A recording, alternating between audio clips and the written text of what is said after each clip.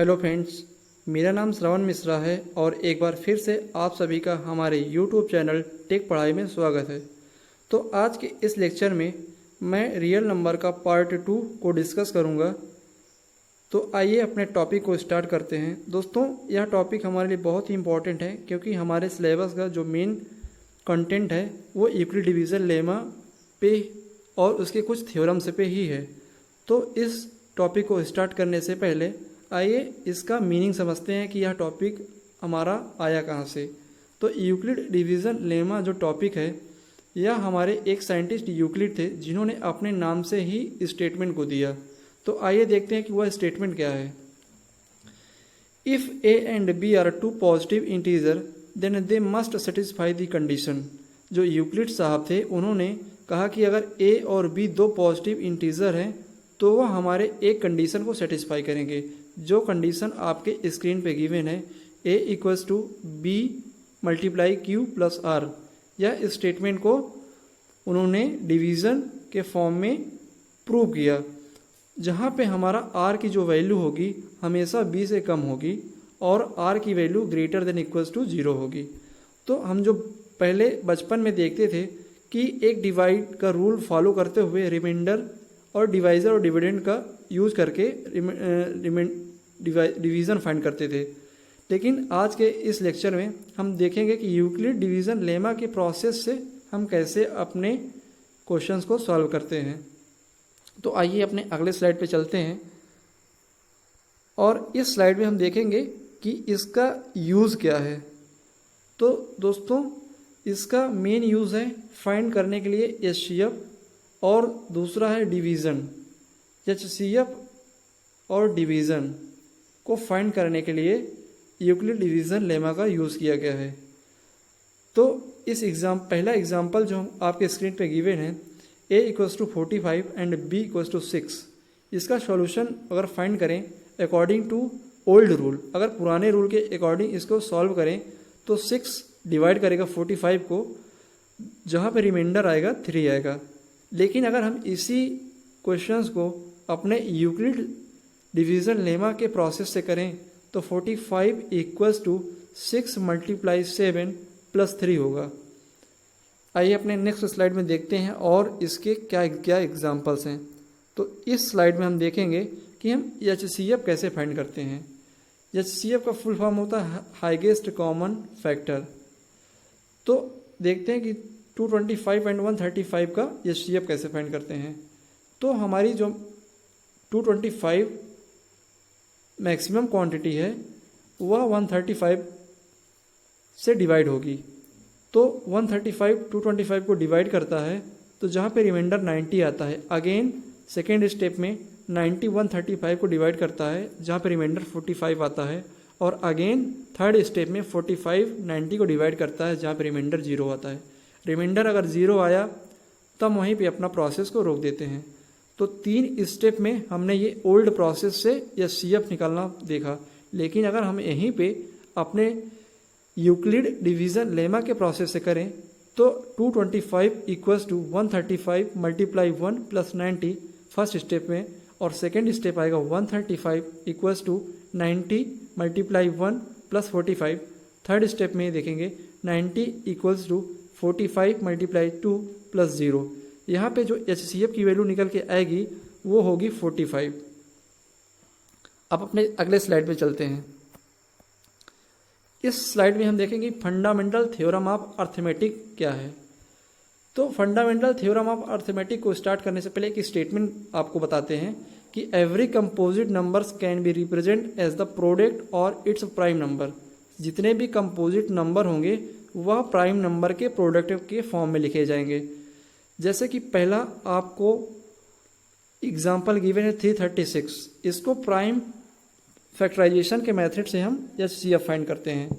तो एचसीएफ अगर prime factorisation की मेथड से फाइंड करें 336 एंड 240 एंड 96 का, तो जो एचसीएफ आता है हमारा 42 आता है, जो कि आपके स्क्रीन पे गिवन है। अब हम अगला देखते हैं कि एलसीएम और एचसीएफ कैसे फाइंड करते हैं। तो एलसीएम का जो फुल फॉर्म होता है लीस्ट कॉमन फैक्टर होता है और एचसीएफ का होता है हाईएस्ट कॉमन फैक्टर। तो इन दो क्वेश्चंस को हम देखेंगे कैसे फाइंड करते हैं। अगर हमको एलसीएम 12 और 20 का निकालना हो प्राइम फैक्टराइजेशन मेथड से, तो आपके स्क्रीन पे जो गिवन है इस प्रोसेस को फॉलो करते हुए हम इसका एलसीएम निकालेंगे, तो एलसीएम आएगा 60 आएगा यहाँ पे। तो यहाँ तक आपसे एलसीएम और एचसीएफ की बातें हुई। अब हम आगे की स्लाइड में चलते हैं, तो वहाँ पे डिस्कस करेंगे कि कुछ प्रॉपर्टीज़ और कुछ थ्योरम्स हमारे जो कि अकॉर्डिंग टू एक्सरसाइज हैं वो हम देखें, ताकि आपको क्वेश्चंस को सॉल्व करने में कोई भी प्रॉब्लम ना हो। तो पहली प्रॉपर्टी आती है हमारी, the product of LCM and HCF of any two given natural number is equivalent to the product of the given number. अगर एलसीएम और एचसीएफ का प्रोडक्ट इक्वल करें product of the two number, जो किसी भी नंबर का product हम LCM और एचसीएफ के इक्वल करेंगे तो सेम आएगा। Suppose A and B are two numbers, then LCM of A and B multiply HCF of A and B equals to A multiply B. इस प्रॉपर्टी की help से हम काफ़ी क्वेश्चंस को सॉल्व करेंगे जो कि हमारे एक्सरसाइज में गिवन है। सो प्लीज़ स्टूडेंट्स, आप इस एग्जाम्पल को अच्छे से देखिएगा ताकि आपसे सारे क्वेश्चन एक्सरसाइज के हो जाएं। तो एक एग्जाम्पल हमने लिया है जिसमें शो किया गया कि prove that LCM of 9 and 12 multiply HCF of 9 and 12 equals to product of 9 and 12। तो हमारी अकॉर्डिंग टू प्रॉपर्टी देखें तो प्रॉपर्टी के अकॉर्डिंग से इसको सॉल्व करेंगे। हम पहले एलसीएम निकालेंगे और फिर एचसीएफ निकालेंगे। तो 9 और 12 का जो एलसीएम आएगा वो आया 36 और एचसीएफ आएगा वो आया 3। तो अगर हम एलसीएम 9 और 12 का मल्टीप्लाई करें एचसीएफ 9 और 12 के साथ तो हमारा आता है 108। अब प्रोडक्ट की बात करें 9 और 12 का तो आएगा 108, और अकॉर्डिंग टू प्रॉपर्टी हम दोनों को इक्वल करें तो हमारी वैल्यू सेम आ रही है। यहाँ से यह प्रूव होता है कि यदि हमको दो नंबर गिवन है तो उस नंबर का हम प्रोडक्ट उस कर निकाल लें और एलसीएम और एचसीएफ का प्रोडक्ट कर दें तो हमारा सेम आंसर आएगा। अब हम अगला थ्योरम की बात करते हैं। यह थ्योरम हमारा बहुत इंपॉर्टेंट है। Let a p be a prime number if a p divides a square then a p divides a where a is a positive integer. Proof पे देखेंगे कि हमारा स्टेटमेंट कहता है अगर पी अगर कोई प्राइम नंबर है और पी को डिवाइड्स करता है ए स्क्वायर तो हमारा पी भी डिवाइड करेगा ए को, where a is a positive integer. Proof में देखें कि हमने एक स्टेटमेंट रिलेट कर लिया क्योंकि हमारा जो मैथमेटिक्स है वो अजम्पशन बेसिस पे है, तो यहाँ पे एज्यूम करना हमारे लिए इम्पॉर्टेंट हो जाता है। तो हमने माना कि एक ए सेंटेंस है, ए को हमने माना P1 comma P2 comma P3 dot dot and so on Pn तक। और अगर हम इसका स्क्वायर निकालें a मल्टीप्लाई a को सॉल्व करें तो हमारा जो फाइनल प्रूफ आता है ए स्क्वायर इक्वल्स टू P1 का square, P2 square and P3 का एंड सो ऑन Pn का स्क्वायर। अब हम एक एग्जांपल देखेंगे। यदि हम 9 का स्क्वायर करें तो हमारा 81 होता है। 81 जो होगा वो हमारा 3 से डिवाइड होगा। अगर यहीं पे 9 को भी हम लिखें और उसका भी स्क्वायर करें तो वह 9 आएगा, और 9 को भी हमारा 3 डिवाइड करता है। यहाँ से यह क्लियर है कि यदि हम किसी भी नंबर को उसके स्क्वायर फॉर्म में भी डिवाइड करें तो सेम आंसर आएगा।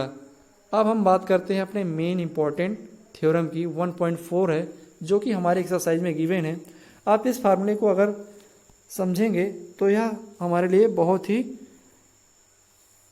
हेल्पफुल होगा अगले क्वेश्चंस को सॉल्व करने के लिए। इस थ्योरम में बोला गया कि √2 को इरेशनल प्रूव करना है। तो √2 को इरेशनल प्रूव करने के लिए हमने कहा था कि आपको इस चैप्टर में एज्यूम करना बहुत ही मेन इम्पॉर्टेंट पार्ट होगा। तो यहाँ पे हम देखते हैं कि यदि हमने √2 को रेशनल एज्यूम कर लिया और अपनी प्रूफ के अकॉर्डिंग चलें तो √2 इक्वल्स टू a/b होगा and a and b are coprime number. अगर √2 को a/b के फॉर्म में लिखें और इसको रीअरेंज करने के बाद √2 भी इक्वल्स टू a मिलता है। अगर इसी इक्वेशन को हम स्क्वायर कर दें तो हमारा जो नया इक्वेशन मिलेगा 2b² = a² आएगा, जिसको हमने a के नाम दे दिया। अब हमने आपको पीछे प्रूफ में एक थ्योरम 1.2 की बताई थी कि यदि a डिविजिबल है 2 से तो a² भी डिविजिबल होगा 2 से। अब हमने एक फिर से एज्यूम किया कि a = 2c है, c जहाँ पे इंटीजर है।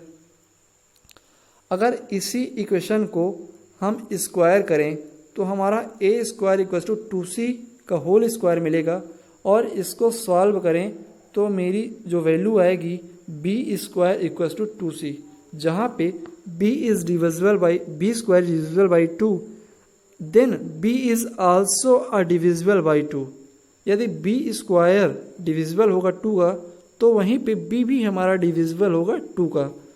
तो हम पहली और दूसरी इक्वेशन से यह समझते हैं कि हमारा दोनों सेम ही कॉन्सेप्ट है, लेकिन हमको यहाँ पे एज्यूम करना बहुत ही इम्पॉर्टेंट होगा। तो अगर हम यहाँ पे a और b को कॉमन फैक्टर सेम है, so this contradiction is arises of incorrect assumption. हमने माना तो था रेशनल नंबर, लेकिन यह हमारा इरेशनल नंबर है, क्योंकि दोनों का हमारा कॉमन फैक्टर सेम आता है। तो यह थी आज का हमारा इम्पोर्टेंट टॉपिक।